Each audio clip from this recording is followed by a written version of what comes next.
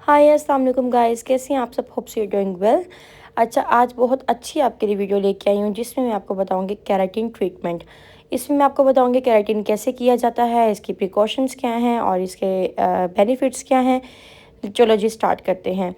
अच्छा, ये बालों की कंडीशन थी हमारी क्लाइंट की, ठीक है। इस तरह के इनके बाल थे, इसमें थोड़ा सा वेव था तो इसलिए हम केराटिन की तरफ गए, ठीक है। ज़्यादा वेवी हेयर नहीं था, ये इनका नेचुरल हेयर था, ठीक है। और इन्होंने आई थिंक 2-3 टाइम्स ट्राई किया था और एक दफ़ा स्ट्रेटनिंग भी करवाई थी। अच्छा, ये ब्रीमोड का हमने प्यूरीफाइंग शैम्पू यूज़ किया है, ठीक है, ब्रीमोड का।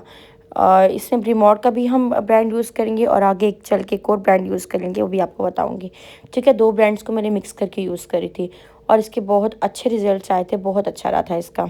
अच्छा जी, पहले हमने किया ब्रीमोड का shampoo, purifying shampoo. Purifying shampoo किस लिए किया जाता है?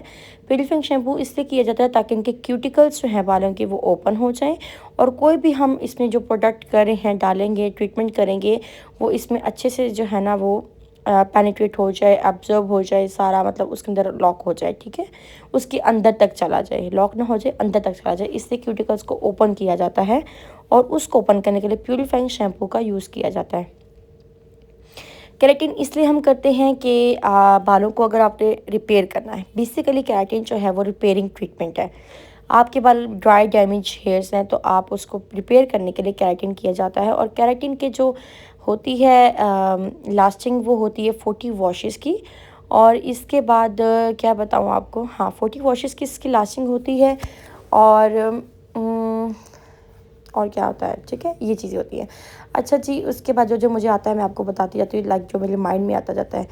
आपने शैम्पू जो है वो डीप करके करना है, डीप कंडीशन जिसे कहते हैं, उस तरह से आपने शैम्पू करना है कि बिल्कुल इनके जो है ना कोई कहीं से कोई जगह रह ना जाए, ठीक है। बहुत डीप करके आपने करना है, कहीं से कोई भी बाल रह गया, लाइक देखें कहीं से कोई बाल रह जाएगा ना तो उसका मतलब कि आपका वहाँ पे वो रिज़ल्ट आएगा ही नहीं। तो इसलिए आपने ये स्टेप बहुत इम्पोर्टेंट है और बहुत ध्यान से करना है ताकि आपका कहीं से कोई जो है ना रहना नहीं चाहिए बाल। और ये शैम्पू हम करेंगे 3 से 4 दफ़ा, 3 से 4 दफ़ा लाजमी, क्योंकि ये फर्स्ट टाइम क्यूटिकल ओपन नहीं होता।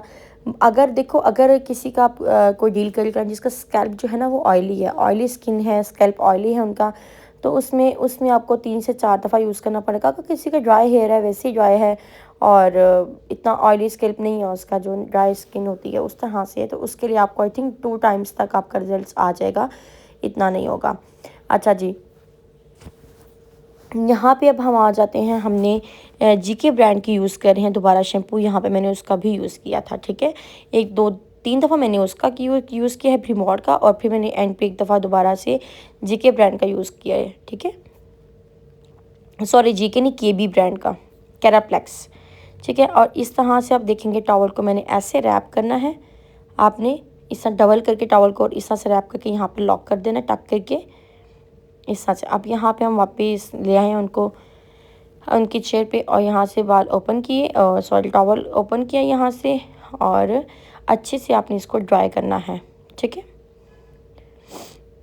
इस तरह से आपने बिल्कुल हल्के हाथों के साथ। अच्छा, जब बाल आपने तब तक बालों को छोड़ना नहीं है जब तक बाल खुरदरे जिसे कहते हैं ना, खुरदरे, उस तरह से आपके बाल होंगे तब आपने जो है ना शैम्पू करना छोड़ देना है। मतलब आप समझे कि आपके रिजल्ट इसमें लॉक हो जाएंगे। इस तरह से फिर अपने बालों को और ड्राई करना है। ड्रायर हमेशा आप ऊपर से नीचे की तरफ ला के किया करें ताकि आपके बाल जो है ना बम ना फटाओ। अच्छा, ये देखें जी, ये कुछ वॉश के बाद, अच्छा आपका इस ट्रीटमेंट के बाद ना आपका बालों का कलर चेंज होगा। ये आपको प्रोडक्ट दिखा रही हूँ, कैराप्लेक्स यूज़ कर रहे हैं हम। बालों का कलर इसके बाद आपका चेंज होगा। इन्होंने पहले डाई लिया था मुझसे, उसके बाद जो है आई थिंक 1 वीक पहले, 2 वीक्स पहले डाई करके और उसके बाद ये ट्रीटमेंट करवा दी है। ठीक है। जब भी आप कोई भी प्रोडक्ट यूज़ करें उसको पहले अच्छे से शेक करें, शेक करने के बाद उसको बीच में डालें और कोशिश करें कि प्रोडक्ट को आप थोड़ा थोड़ा लें और थोड़ा थोड़ा यूज़ करें उसको। एकदम से ज़्यादा प्रोडक्ट मत लिया करें क्योंकि एक्टिविटी जो होता है प्रोडक्ट का वो ख़त्म हो जाता है जब ओपन एयर में पड़ा होता है, ठीक है। और यहाँ से जब हम इसको स्टार्ट करेंगे, हमने छोटे छोटे स्टॉक्स लेने, बालों के छोटे छोटे थिन लेयर लेके और अप्लाई करने। मेक श्योर आप जो भी ट्रीटमेंट कर रहे हैं बालों पे किसी किस्म का, like protein, keratin, Xtenso, Botox, each and कोई भी ट्रीटमेंट आपका, आपने रूट टचिंग नहीं करना कभी भी। इवन दो आप डाई भी रूट टच मत किया करें, ठीक है। जिनके ग्रे हेयर होते हैं उनके लिए आप रूट टच कर लें, लेकिन जिनके ग्रे हेयर नहीं है वो फैशन डाई लेते हैं तो मेक श्योर कि आप मत किया करें। इस तरह से बाल वाइट हो जाते हैं, आप रूट टचिंग करते हैं, केमिकल स्कैल्प में जाता है और देन बाल वाइट स्टार्ट हो जाते हैं हमारे।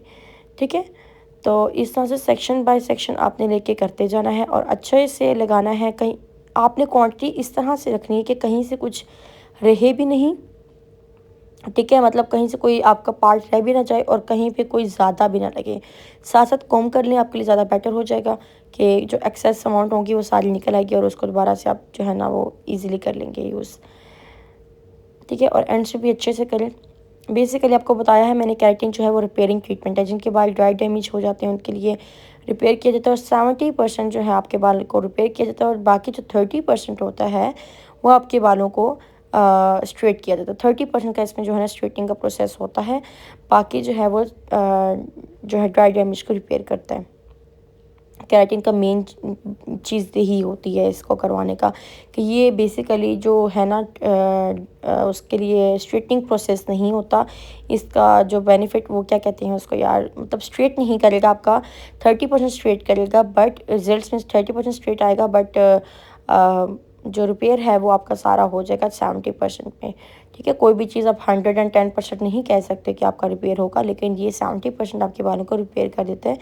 और इसका जो एक्चुअल रिजल्ट्स है ना वो आपको ये नहीं कि आप जो 3 डेज़ बाद 72 आवर्स बाद जब उसको करते हैं तो तब आपको मिलता है। ये जब आप 2-4 दफ़ा वॉशेस आपकी होती, 3 से 4 दफ़ा वॉशेस इसके बाद होती है तो तब आपको रिजल्ट्स मिलते हैं।